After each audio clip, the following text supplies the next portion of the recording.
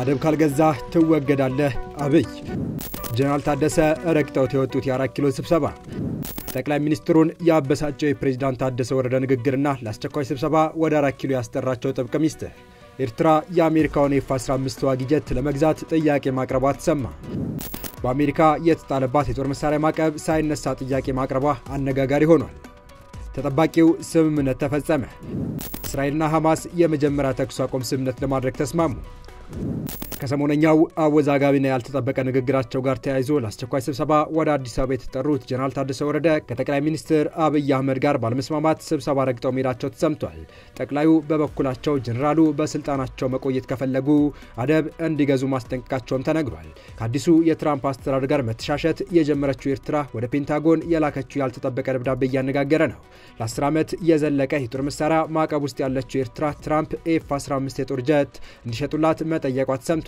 ይህንን ጨምሮ እስራኤልና ሐማስ የመጀመሪያ ዙር ተኩስ አቁም ሰላም ስምምነት መፈጸሙን አክለን በአሁኑ የመረጃ ሰዓታችን ልናስደምጣችሁ ወደናል ውድ የሁሉ ዴሊ ቤተሰቦች እንደምን አላችሁ ቻናሉን ሰብስክራይብ ላይክ ሼር ያደረጋችሁ እስከ መረጃዎቻችን ፍጻሜ አብራችሁን ቆዩ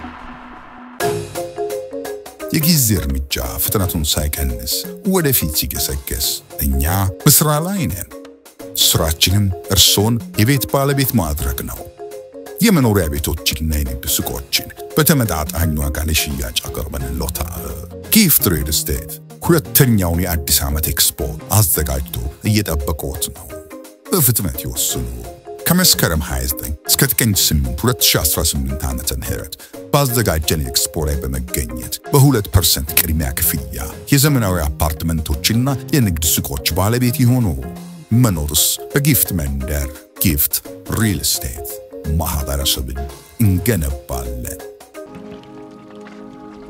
የትግራይ ጊዜያዊ አስተዳደር ፕሬዝዳንት ሌተር ጀነራል ታደሰ ወረደ ለአስቸኳይ ስብሰባ ወደ አዲስ አበባ ተጠርተው በ4 ኪሎ ቤተ መንግስት ከጠቅላይ ሚኒስትር አብይና ባለስልጣኖቻቸው ጋር በወቅታዊ ጉዳዮች ላይ መምከራቸው ተሰምቷል ጀነራሉ በአስቸኳይ ወደ 4 ኪሎ የተጠሩት ከቀናት በፊት በመቀለ ህዋት ባዘጋጀው ኮንፈረንስ ብሔራዊ ኮንፈረንስ ህዝብ ትግራይ ላይ ተገኝተው ካደረጉት አነጋጋሪና ጸባጫሪ ንግግር ጋር ተያይዞ መሆኑ ነው የተነገረው ጀነራል ታደሰ ወረደ ከሁለት ቀናት በጠቅላይ ሚኒስትር ዶክተር አብይ አህመድ ጽፈት ቤት አስቸኳይ ስብሰባ ተቀምጠው እንደነበረ የቤተ መንግስቱ ምንጮች አረጋግጠዋል ጀነራሉ በአስቸኳይ የተጠሩት ከሰሞነኛው አወዛጋቢ ንግግራቸው ጋር ተያይዞ ማብራሪያ እንዲሰጡ መሆኑን የጠቀሱት ምንጮች የጠቅላይ ሚኒስትር ጽፈት ቤት ፕሬዝዳንት ታደሰን በአስቸኳይ ወደ አዲስ አበባ እንዲመጥ ጠየቀው ጀነራሉ በመቀለ ህዋት ባዘጋጀው ኮንግረስ ላይ እየተሳተፉ በነበረበት ወቅት መሆኑን ማከለዋል ጠቅላይ ሚኒስትር አብይ ጀነራሉ ለአስቸኳይ ጉዳይ ማነጋገር ስለሚፈልጉ የመቀለውን ስብሰባ አቋርጠው አዲስ አበባ እንዲመጡ ይፈልጋሉ የሚል መልእክት የደረሳቸው ጀነራል ታደሰም ጥሪውን ተከትሎ ፈትሎር ገብረ እግዚአብሔር ወይም መንጀሪኖን ጨምሮ በርከት ያሉ ባልደረቦቻቸው ሰብስበው እስኪጠናቀቅ እንዲቆዩ ቢወተውቱም ጀነራል ታደሰ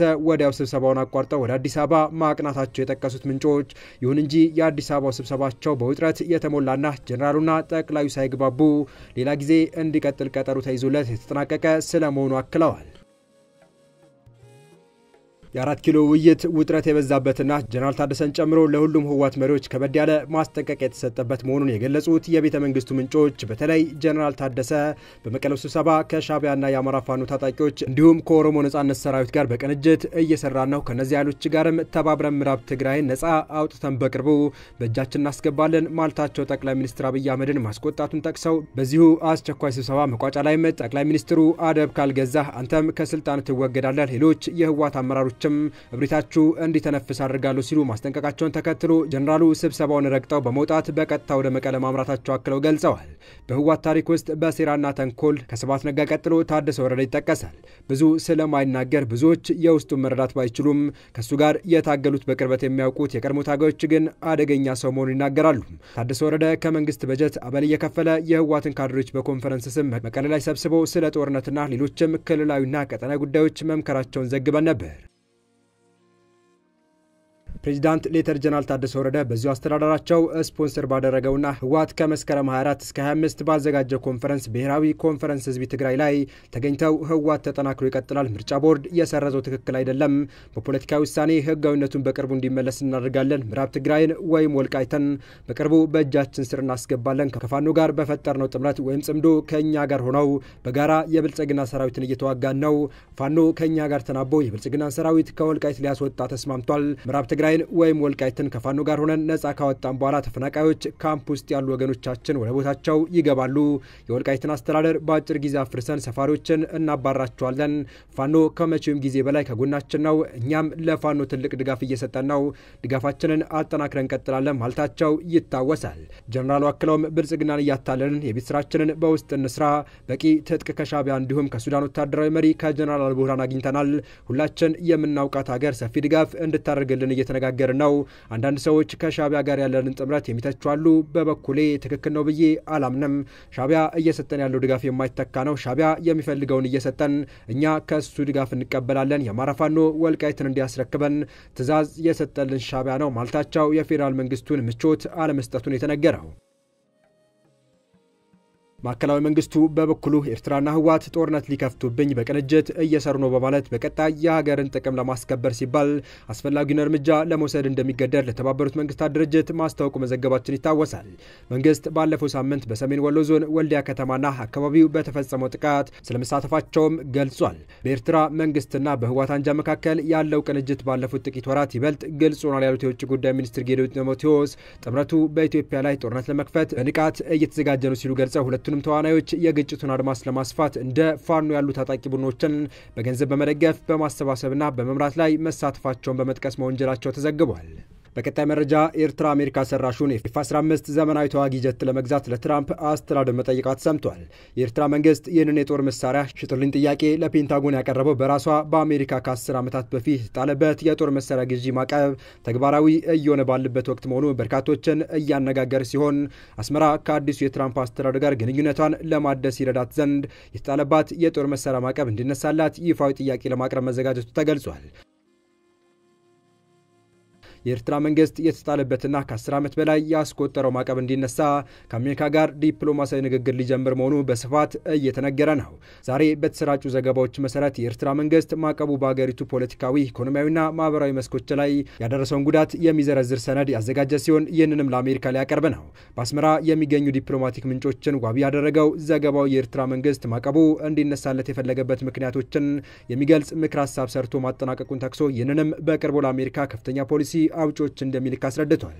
በምክር ሀሳቡ ውስጥ ኤርትራ በቅርቡ በአፍሪካ ቀንድ ውስጥ ሰላምና መረጋጋት እንዲሰፍን ያደረገቻቸው ጥረቶች ጭምር መካተታቸውም ዘገባው ገልጿል።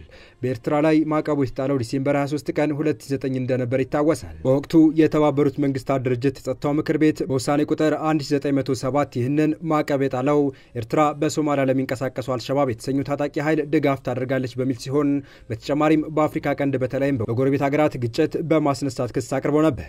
በወቅቱ ከጸጥታው ምክር ቤት አባላት 13ቱ ይህንን ማዕቀብ ሲደግፉ ድምፅ ታቅቦ ያደረገው አንድ ሀገር ብቻ እንደነበር ይታወሳል።